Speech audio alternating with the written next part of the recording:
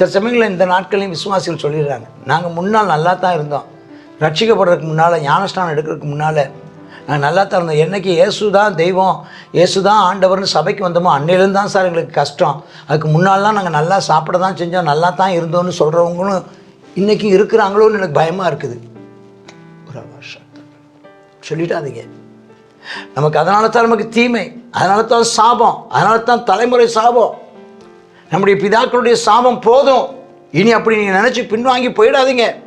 வானத்திலே ஓர் நட்சத்திரம் வழிகாட்டி அன்று போனது, மாணவரின் முதல் வரவினை உலகத்திற்கு அது காட்டுது.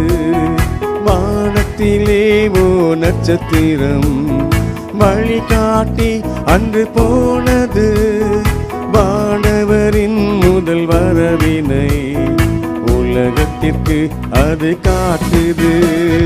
பனித்துளிகள் தூவ பரமசேனை பாட, பனித்துளிகள் தூவ பரமசேனை பாட, பண்பாடி பரவசமாய் பாலனை பணிந்திடுவோம், பண்பாடி பரவசமாய் பாலனை பணிந்திடுவோம். வானத்திலே ஓர் நட்சத்திரம் வழிகாட்டி அன்று போனது, மாணவரின் முதல் வரவினை உலகத்திற்கு அது காட்டுது. வானத்திலே ஓர் நட்சத்திரம் வழிகாட்டி அன்று போனது, மாணவரின் முதல் வரவினை உலகத்திற்கு அது காட்டுது. கர்த்தருடைய பரிசுத்த நாமத்திற்கு மகிமை உண்டாவதாக. எரேமியா 44. எகிப்தில் உள்ள யூதா ஜனங்களுக்கு கர்த்தருடைய வார்த்தை. எகிப்தில் உள்ளவங்களுக்கு செய்தி வருது. எகிப்து தேசத்தில் குடியேறிட்டாங்க. மிக்தோல், தக்பானேஸ், பத்ரோஸ் அந்த பகுதியில் எல்லாம் குடியிருக்கிறாங்க. அப்போ எரேமியாவுக்கு தேவனுடைய வசனம் வருது. அவர் சொல்கிறாரு, சேனை கர்த்தர் சொல்கிறது என்னவென்றால், நான் எருசலேமின் மேலும் யூதாவின் சகல பட்டணங்கள் மேலும் பண்ண தீங்கையெல்லாம் நீங்கள் பார்த்தீங்க, நடந்ததெல்லாம் பார்த்தீங்க, எருசலேம் தீக்கரையாக்கினதெல்லாம் பார்த்தீங்க, பாபிலோன் சிறைப்படுத்தி கொண்டு போனதை பார்த்தீங்க. பாருங்கள், எரேமியா இங்கே தீர்க்கதரிசனம் சொல்கிறாரு. அப்படின்னா என்ன அர்த்தம்னா, கர்த்தருடைய தீர்க்கதரிசிகள் கர்த்தருடைய வார்த்தை இல்லாத இடமும் இல்லை, கர்த்தருடையதான வார்த்தை உள்ள மனிதன் இல்லாத இடமும் இல்லை. ஆமேன், ஆமேன், அல்லேலூயா, ஸ்தோத்திரம். நேற்றுக்கு நான் சொன்னேன், விசுவாசிக்கிற மக்கள் நடுவில் ஊழியம் செய்வது எளிது, கடின இருதயம் உள்ளவர்கள் மத்தியில் ஊழியம் செய்வது கொஞ்சம் கடினம். ஆனாலும் கர்த்தருடைய ஊழியக்காரனே, உன்னை எந்த இடத்துல வச்சுருக்காரோ அந்த இடத்துலேருந்து மனரம்யமாய் ஊழியம் செய்யுங்க. நீங்கள் பிரசங்கிக்கிறதான அந்த பிரசங்க வார்த்தைகளுக்கு நீங்களே கீழ்ப்படியுங்க. கர்த்தர் உங்களை பாதுகாப்பார், கர்த்தர் உங்களை பராமரிப்பார், கர்த்தர் உங்களை வழி நடத்துவார். சரி, இப்போ அவங்க சொல்கிறாங்க, நீங்களும் உங்கள் பிதாக்கள் அறியா தேவனுக்கு தூபம் காட்டினீங்க, ஆராதனை செஞ்சீங்க, தேவனுக்கு கோபம் மூட்டும்படி பொல்லாப்பானதை செஞ்சீங்க, அதனால தான் இப்போ அது பாலாக கிடக்குது, குடி இல்லை. நான் வெறுக்கிற இந்த அருவருப்பான காரியத்தை செய்யாதீங்கன்னு தீர்க்கதரிசி ஊழியக்காரர் கொண்டு சொல்லி அனுப்பினேன். ஆனால் நீங்கள் அந்நிய தேவர்களுக்கு தூபம் காட்டினீங்க, சொல்ல கேளாமல் போனீங்க, பொல்லா போட்டு திரும்பலை, செவி சாய்க்கலை. அதனால் வேறு வழி இல்லாமல் என் உக்கிரமும் என் கோபமும் உங்கள் மேலே வந்தது. அது வீதிகளில் பற்றி, எருசலேம் வீதியில் பற்றி எழுந்தது. இப்போ வனாந்திரமும் பாலுமா போச்சு. இப்போதும் இஸ்ரவேலின் தேவனும் சேனையுமாகிய கர்த்தர் சொல்கிறது என்னென்னா, நீங்கள் யூதாவில் ஒருவரையும் உங்களுக்கு மீதியாக வைக்காமல் எல்லாரையும் வேறற்று போகும்படிக்கு உங்கள் கைகளின் கிரிகளினாலே எனக்கு கோபமுற்றுள்ள பெரிய பொல்லாப்பை உங்கள் ஆத்துமாக்கு விரோதமாக செஞ்சு உங்களையும் வேறற்று போக பண்ணுவதற்காக பூமியின் சகல ஜாதிகளுக்கும் சாபமும் நிந்தையுமாக இருப்பதற்காக நீங்கள் தங்கியிருக்க வந்த எகிப்து தேசத்தில் இங்கேயும் வந்து அந்நிய தேவர்களுக்கு தூபம் காட்டுறீங்களே, இது நியாயமா? உங்களுக்கு அநியாயமாக இல்லையா? இதை விட்டு மனம் திரும்ப மாட்டீங்களா? இந்த விக்கிரக ஆராதனை தானே உங்களை விளங்காமல் போக பண்ணிச்சு. இந்த மனக்கடினம் தானே நீங்கள் இவ்வளோ சிரமத்துக்கு காரணம் உங்களுடைய மனக்கடினம் தானே.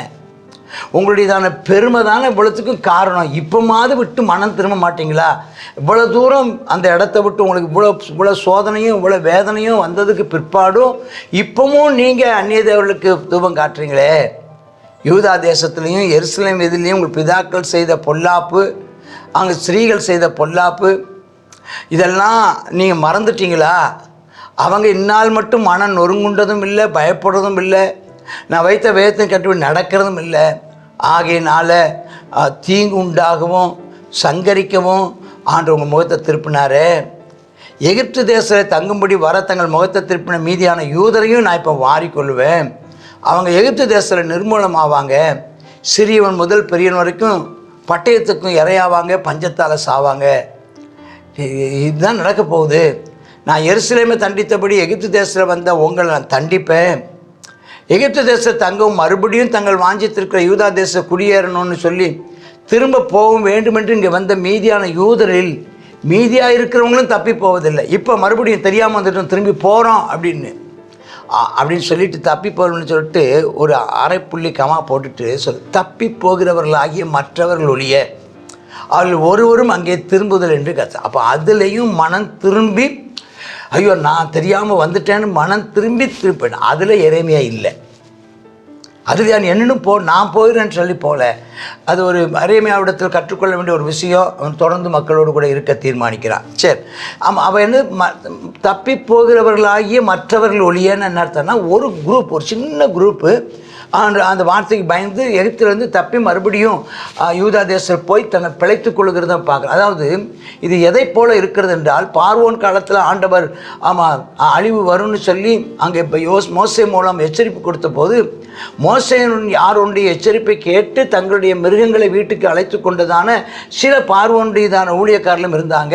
அவங்க ஆடு மாடு பத்திரப்படுத்தப்பட்டது போல இங்கேயும் சிலர் கீழ்ப்படுகிற மனம் திரும்புகிற மக்களுக்கு கர்த்தர் இப்போதும் எப்போதும் மனம் திரும்புகிறவர்களுக்கு கர்த்தர் தயவு காட்டுபவராய் இருக்கிறார். சரி, அப்போது தங்கள் ஸ்திரீகள் அந்நிய தேவர்களுக்கு தூபம் காட்டினார்ந்த எல்லா புருஷரு, எல்லா ஸ்திரீகள், குடியிருந்த எல்லா ஜனங்களும் அவன் சொல்கிறாங்க எரேமியா பார்த்து, எரேமியாவே நீ கர்த்தருடைய நாமத்தில் சொன்ன வார்த்தையின்படி நாங்கள் உனக்கு செவி கொடாமல் எங்கள் வாயிலிருந்து புறப்பட்ட வார்த்தையின்படி நாங்கள் செய்து வானராக்கினிக்கு தூபம் காட்டி அவள் பான பலி வார்ப்போம். நீ சொன்னபடி என்ன செய்ய மாட்டோம், நாங்கள் வார்த்தையின்படி நாங்கள் செய்து நாங்கள் செய்வோம். நாங்கள் வானராக்கினிக்கு செய்வோம். நாங்கள் வானராக்கினிக்கு அப்போ நாங்கள் இருந்தபோது வானராக்கினியை தொழுதுகிட்டு இருந்தபோது விக்கிரக ஆராதனை செஞ்சுட்டு இருந்தபோது அப்பத்தினால திருப்தியானோம், ஒரு பொல்லாப்பும் காணாமல் இருந்தோம். என்னைக்கு உன் பேச்சை கேட்டு இந்த வானராக்கினிக்கு தூபம் காட்டுறதை நிறுத்தினோமோ, என்னைக்கு உன் பேச்சை கேட்டு நாங்கள் மெய்யான தேவன் யெகோவா தான், நீ உன் பேச்சை கேட்டு யெகோவா தேவனை கும்பிடணும்னு சொன்னதுனால விக்கிரகங்களெல்லாம் நாங்கள் விட்டு நாங்கள் அவர்கிட்ட வந்தபோது யெகோவா தேவனை பிடித்த போது எங்களுக்கு என்னாச்சு, எல்லாம் குறைபட்டு போச்சு. ஏன் குறைபட்டு போச்சுன்னு, நாங்கள் யெகோவா தேவனை நம்பினதுனால தான் கெட்டு போச்சுங்கிறான் பாருங்கள். இந்த 18ஆம் வசனத்தில் நம்பினதுனால தான் கெட்டு போச்சு. எல்லாம் குறைபட்டு பஞ்சத்தால் அழிந்து போனோம். நாங்கள் வானராக்கினிக்கு தூபம் காட்டினோம், அவர் பானபலி வார்த்தோம். அப்போ எங்கள் புருஷர்களுக்கு அனுமதி இல்லாமலாம் செஞ்சோம். அவங்களும் தான் விறகு பொறுக்குனாங்க. எங்கள் பிள்ளைகள் எல்லாம் நெருப்பு விட்டுனாங்க. நாங்கள் எல்லோரும் சேர்ந்து தான் நமஸ்கரித்தோம் அப்படின்னு சொல்கிறேன். அப்போது எரேமியா சொல்கிறாரு, யூதாவின் வீதிகள்லையும் உங்கள் பிதாக்கள் உங்கள் ராஜாக்கள் தூபம் காட்டின தூபங்களே அல்லவோ கர்த்தர் நினைத்து மனசில் வச்சுக்கிட்டு இவ்வளோ அழிவு வந்திருக்குது. உங்கள் கிரிகளையும் பொல்லாப்பையும் அருவருப்பையும் கர்த்தர் அப்புறம் பொறுத்து கொள்ளக்கூடாதபடினால் அல்லவா இன்றைக்கி குடியேற்றதும் அவாந்தர வழியும் போய் இன்றைக்கி நீங்கள் இப்படி எகிப்துக்கு பரதேசிகளாக அகதிகளாக வந்து சேர்ந்துருக்கீங்களே, இப்போவும் உங்களுக்கு உணர்வு இல்லையா சொல்கிறார், உணர்வு இல்லையா? அப்புறம் திரும்ப கேட்குறேன், எகிப்து தேசத்தில் யூதரும் நீங்களும் கர்த்தருடைய வார்த்தையை கேளுங்க. வானராக்கினிக்கு தூபம் காட்டவும் பானபலி வார்க்கவும் பொருத்தனை செலுத்துவோன்னு நீங்கள் சொல்கிறீங்களே, அதை நீங்கள் நிறைவேற்றினீங்களே, அது தப்பு செஞ்சீங்க, உண்மைதான். ஆகையால் எகிப்து தேசத்தில் குடியிருக்கிற யூதா ஜனங்களாகிய நீங்கள் எல்லாரும் கர்த்தருடைய வார்த்தையை கேளுங்க. கர்த்தருடைய ஜீவனான என்று எகிப்து தேசம் எங்கும் ஒரு மனுஷன் வாயிலும் இனி நாமம் வழங்கப்படுவதில்லை என்று கர்த்தர் மகத்தான நாமத்தை கொண்டு ஆணையிடுகிறேன். நீங்கள் யாரும் இனிமேல் ஆண்டவரை பின்பற்ற போகிறதில்லை. அதனால் உங்களுக்கு முன்பதாக நன்மைக்கல்ல தீமைக்கு நான் ஜாக்கிரதையாக இருப்பேன். நீங்கள் எல்லோரும் ஒளிந்து தீர்வீங்க. பட்டயம் வரும், பஞ்சம் வரும், கொள்ளை நோயால் சங்காரம் ஆவீங்க. அப்படியே போனாலும் யூதா தேசம் கொஞ்சம் பேராக திரும்புவாங்க. தங்கியிருந்த மீதி அனைவரும் அக்காலத்தில் கர்த்தருடைய வார்த்தை, என் வார்த்தை யாருடைய வார்த்தை மெய்ப்படும் என்று தெரிவாங்க. பாருங்கள் எப்படி போகிறாங்க, பாருங்கள் எப்படி சொல்கிறாங்க பாருங்கள். சில சமயங்களில் இந்த நாட்களையும் விசுவாசிகள் சொல்லிடுறாங்க, நாங்கள் முன்னால் நல்லா தான் இருந்தோம், ரட்சிக்கப்படுறதுக்கு முன்னால், ஞானஸ்நானம் எடுக்கிறதுக்கு முன்னால் நாங்கள் நல்லா தான் இருந்தோம். என்றைக்கு இயேசு தான் தெய்வம், இயேசு தான் ஆண்டவர்னு சபைக்கு வந்தோமோ அன்னையிலேருந்து தான் சார் எங்களுக்கு கஷ்டம். அதுக்கு முன்னாலாம் நாங்கள் நல்லா சாப்பிட தான் செஞ்சோம், நல்லா தான் இருந்தோம்னு சொல்கிறவங்களும் இன்றைக்கி இருக்கிறாங்களோன்னு எனக்கு பயமாக இருக்குது. ஒரு வருஷம் சொல்லிட்டாதீங்க. நமக்கு அதனால தான் நமக்கு தீமை, அதனால தான் சாபம், அதனால தான் தலைமுறை சாபம். நம்முடைய பிதாக்களுடைய சாபம் போதும், இனி அப்படி நீங்கள் நினச்சி பின்வாங்கி போயிடாதீங்க. விட்டு வந்ததான விக்கிரகங்களுக்கு நேராக, விட்டு வந்ததான பொல்லாப்புகளுக்கு நேராக, விட்டு வந்ததான பாவ பழக்கத்துக்கு நேராக திரும்பி போயிடாதீங்க. ஆபத்து வரும். யூதாவின் ராஜாவாய் சிதேக்கியா அவனுடைய சத்துரு நேபுகாத்நேச்சர் ஒப்பு கொடுத்தது போல நான் இந்த பார்வோன் ராஜாவை நான் ஒப்பு கொடுக்க போகிறேன். அப்போது நீங்கள் தப்பி பிழைப்பதில்லை, மனம் திரும்புங்கள் என்று சொல்கிறார்.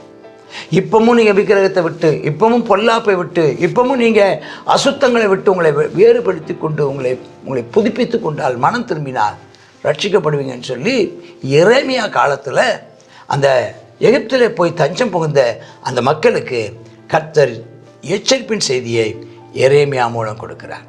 நமக்கும் கூட இந்த செய்தி நமக்காக இருக்கலாம். ஒருபோதும் இப்போது இருக்கிறதை காட்டிலும் என்னுடைய முந்தின பாவ நாட்கள் ஆசீர்வாதமாக இருந்தது என்று சொல்லிடாத. மறுபடியும் பாவ வாழ்வுக்கு நேராக திரும்பிடாத. கர்த்தமை பாதுகாப்பார். வழிதப்பி போன மக்களை மறுபடியும் கிறிஸ்துவுக்குள் கொண்டு வர ஜெபிப்போம், பிரயாசப்படுவோம். ஆமேன், ஆமேன். God bless you. எரேமியா 44வது அதிகாரத்தில் கர்த்தர் சொல்லுகிறாரு, யூதாவுக்கு செய்ததான அனைத்து பாவங்களையும் எகிப்திலையும் நீங்கள் வந்து செய்கிறீங்க, யூதாவில் நீங்கள் செய்தீங்க, திரும்ப அப்படி அதனால் உங்களை தண்டிச்சிட்டேன். இப்போ நீங்கள் எகிப்துக்கு வந்துட்டீங்க. எகிப்தில் வந்து இங்கேயும் வந்து நீங்கள் என்ன செய்கிறீங்க, விக்கிரகத்துக்கு பானபலி வாக்குறீங்களே, நீங்கள் விக்கிரகத்தை சேவிக்கிறீங்களேன்னு சொல்லி கர்த்தர் கேட்குறதுக்கு அவங்க சொல்கிறாங்க, நாங்கள் அப்படிலாம் விக்கிரகத்தை சேவிக்கும்போது நல்லா தான் இருந்தோம், நீ சொன்னேன்னு சொல்லி நாங்கள் மனம் திரும்பினால தான் இவ்வளோ இப்போ துரத்துண்டப்பட்டோன்னு சொல்லி. எப்படி இருக்கும் பாருங்கள். இப்படிப்பட்டதான ஜனங்கள் தான் இந்த உலகத்தில். இருதய கடினம், மனம் மாறுவதற்கு கொஞ்சம் கூட தங்களுடையதான வாழ்க்கையை ஒப்புக்கொடுக்காத தன்மை ஆண்டவர் சொல்கிறாரு. யூதா ராஜாக்கள் அவருடையதான ஸ்திரீகளும் என்ன செய்தாங்க, இப்படிப்பட்ட விக்கிரக ஆராதனை பண்ணாங்க. நீங்களும் உங்களோட மனைவிகளும் அப்படி பண்ணீங்க, ஆகையினால நான் ஒப்பு கொடுத்தேன். இப்பொழுது நீங்கள் மனம் திரும்பலைன்னு சொன்னால் நான் என்ன செய்வேன், உங்களுக்கு தீங்கு உண்டாகும். எருசலேமில் தண்டனை செய்தது போல் இங்கே எகிப்திலையும் வந்து நான் உங்களுக்கு என்ன செய்ய போகிறேன், தண்டிக்க போகிறேன். நான் என்னுடையதான இது வந்து உங்கள் மேலே நன்மைக்கல்ல தீமைக்காகவே வைக்கப்பட்டிருக்கிறது அப்படின்னு சொல்கிறாரு. அது மாத்திரம் இல்லை, சிதேக்கியாவை எப்படி சிதேக்கியாவை எப்படி நேபுகாத்நேச்சார் கையில் ஒப்பு கொடுத்தனோ அப்படியே பார்வோன் நேகோவையும் என்ன செய்ய, பார்வோன் ஓப்ராவையும் நான் ஒப்பு கொடுக்க போகிறேன் என்று சொல்லி கர்த்தர் சொல்கிறார். இந்த நாளில் நம்ம ஜெபிப்போம். தஞ்சம் புகுகிற இடம் சரியான இடமா இருக்கணும். கர்த்தரை இல்லாமல் வேறு அடைக்கலும் நமக்கு கிடையாது. எங்கே போனாலும் அவர் சொல்கிறார், வானத்துக்கு போனாலும் நான் அங்கே இருக்கிறேன், பாதாளத்தில் படுக்க போட்டாலும் அங்கே இருக்கிறேன், எல்லா இடத்துலையும் என்னுடைய கை உங்களை பிடிக்கும் அப்படின்றாரு. நாம் என்ன செய்ய முடியாது, கர்த்தருடைய பார்வைக்கு தப்பவே முடியாது. அவரிடத்துல சரணடைகிறது மட்டும்தான் நமக்கு விதிக்கப்பட்டிருக்குது. நம்ம என்ன செய்வோம், ஏசப்பாவுடைய பாதத்தில் அமர்ந்திருக்கிறத தவிர கர்த்தாவே சொல்லும் அடியேன் கேட்கிறேன் என்று சொல்ல. இந்த நாளில் நம்ம ஜெபிப்போமா. அப்பா ஸ்தோத்திரம் ஆண்டவரே, அம்மேனப்பா அந்த ஜனங்கள் அம்மேனப்பா எகிப்திலேருந்து கர்த்தாவே அப்பா ஸ்தோத்திரம் அம்மேனப்பா அந்த யூதேயாவிலேருந்து எகிப்துக்கு வந்தாங்க. எகிப்துலேயும் அதே பாடுகளை அம்மேனப்பா அவங்க அனுபவிக்கிறோங்கிற எண்ணம் உணர்வு வரலப்பா. ஏசப்பா மறுபடியும் அவங்க விக்கிரக ஆராதனை பண்ணுறாங்க. தேவனே உடைய அம்மேனப்பா கோபாக்கினால் அழிந்து போவார்களே ஆண்டவரே. கர்த்தாவே இந்த நாட்களிலும் இப்படிப்பட்டதான ஜனங்கள் ஆமேனப்பா ஸ்தோத்திரம் தங்களுடையதான தவறுக்காக அவங்க மனம் வருந்தினதும் இல்லை. அப்பா ஸ்தோத்திரம் ஆண்டவரே. ஆமேனப்பா அதற்காக அவங்க கொஞ்சம் கூட ஆமேனப்பா மனஸ்தாபப்பட்டதும் இல்லைப்பா. கர்த்தாவே வேதத்தின்படி நடக்க கட்டளைகளுக்கு ஆமேனப்பா செவி கொடுக்கவும் இல்லைப்பா. தேவனே ஆமேனப்பா இப்படிப்பட்ட ஜனங்களாக இருக்கிறாங்கப்பா. தேவனே எப்படியாவது நீர் அப்பா ஒரு விசை அந்த ஜனங்களை நீர் கண்ணோக்கி பார்த்து மனம் திரும்புதலை கட்டளையிடும். கர்த்தாவே ஸ்தோத்திரம், உணர்வுள்ள இருதயத்தை நீர் கட்டளையிட வேண்டும் என்று ஜெபிக்கிறோம். தேவனே ஸ்தோத்திரம் இயேசப்பா. ஆமென் அப்பா. எங்கேயுமே அப்பா உம்முடைய பட்டயத்துக்கு எங்கேயுமே தப்பித்து போக முடியாதுப்பா.